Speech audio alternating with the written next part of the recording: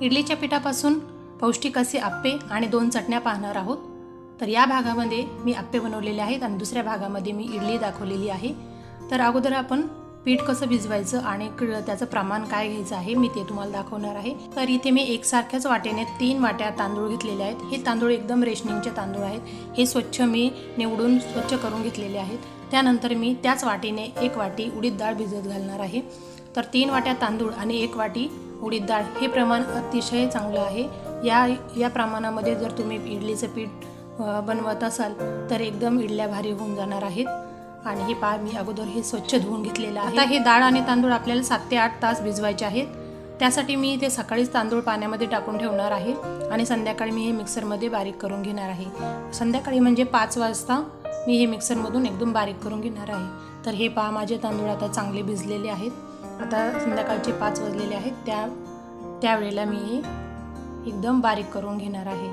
तर मिक्सरचं भांडं घेतलं, त्यामध्ये मी हे अगोदरच सर्व तांदूळ मी बारीक करून घेतलेले आहेत। इडलीचं पीठ असू नाही तर तुम्हाला डोसे करायचे असू तर एकदम बारीकच पेस्ट करायची आहे। यापासून आपली इडलीही खूप छान होऊन जाणार आहे।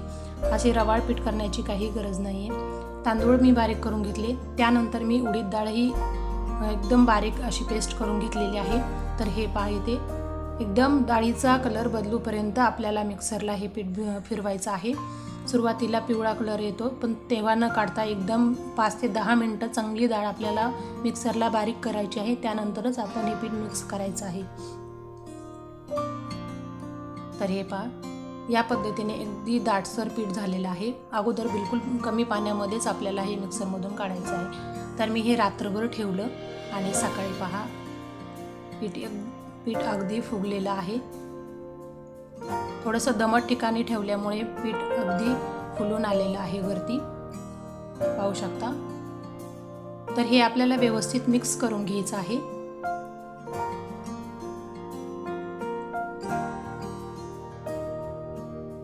तर मी हे दुसऱ्या भांड्यामध्ये काढून घेते। आपल्याला लागेल तसंच पीठ काढून घ्यायचं आहे, कारण आपण पूर्ण पिठामध्ये जर मीठ वगैरे टाकलं तर ते पीठ काळं पडण्याची शक्यता असते। त्यामुळे लागेल तसंच आपण दुसऱ्या भांड्यामध्ये काढणार आहोत आणि त्यामध्ये मी थोडंसं मीठ आणि चिमूटभर सोडा घालून घेतलेला आहे। आणि हे मिक्स मी आप्प्यासाठी बनवत आहे हे बॅटर। तर त्यासाठी मी असं दाटसरच थोडं बनवणार आहे, जास्त पातळ बनवायचं नाही आहे।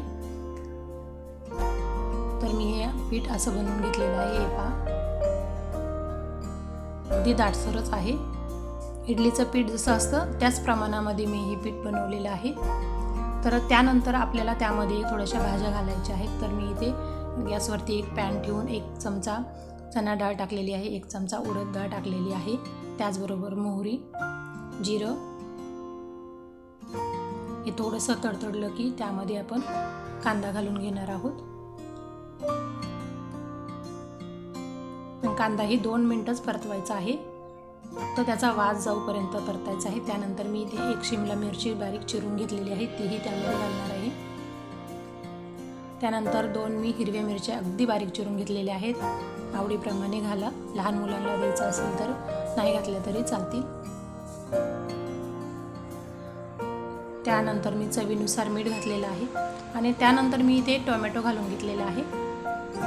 1 टोमॅटो, 1 शिमला मिरची आणि 1 कांदा समप्रमाणामध्ये हे तीन घेतलेले आहेत। तर तुम्हीही या पद्धतीने घ्या आणि हे थोडंसं परतवलं की अर्धवट कच्चं असेल तरीही चालतंय आणि ते आपण हे पिठामध्ये घालून घेणार आहोत। आता हे आपल्याला एकदम मिक्स करून घ्यायचं आहे।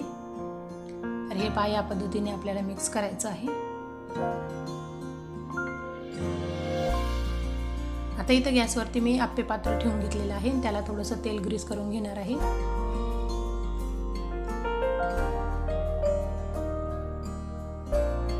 आणि याप्रमाणे आपण त्यामध्ये 1-1 चमचा घालणार आहोत।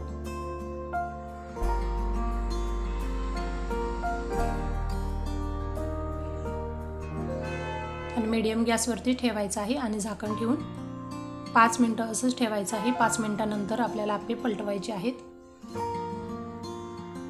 तर या पद्धतीने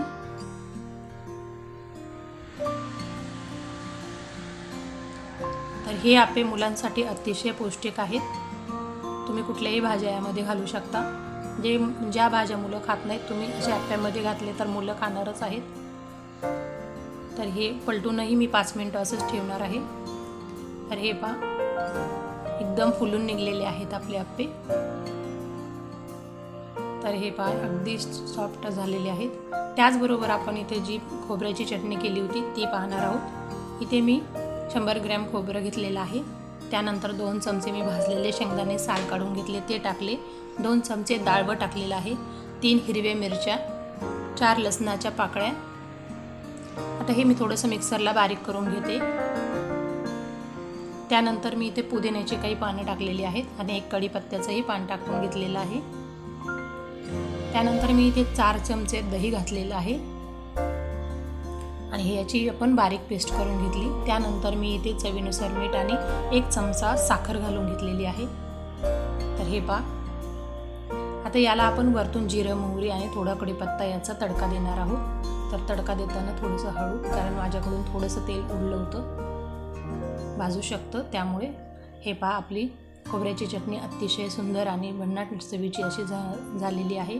त्यानंतर इथे आपण कांदा टोमॅटोची चटणी पाहणार आहोत। तर मी इथे 1 कांदा घेतलेला आहे, 2 टोमॅटो घेतलेले आहे।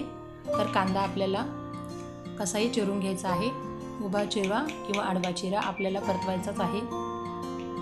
तर ही टोमॅटोची चटणी करताना 1 कांदा घेतला तर त्यासोबत 2च टोमॅटो घ्यायचे आहेत। तुम्हाला जर जास्त चटणी करायची असेल तर 2 कांदे जर घेतले तर तुम्ही 4 टोमॅटो घ्यायचे आहेत। या प्रमाणामध्ये जर घेतलं तर ही चटणी एकदम छान होऊन जाणार आहे।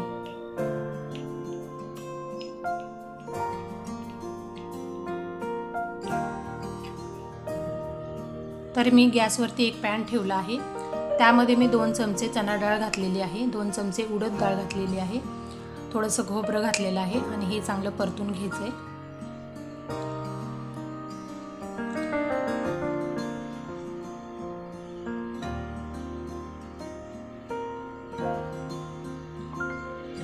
थोडंसं परतल्यानंतर यामध्ये आपण कांदा घालून घेणार आहोत।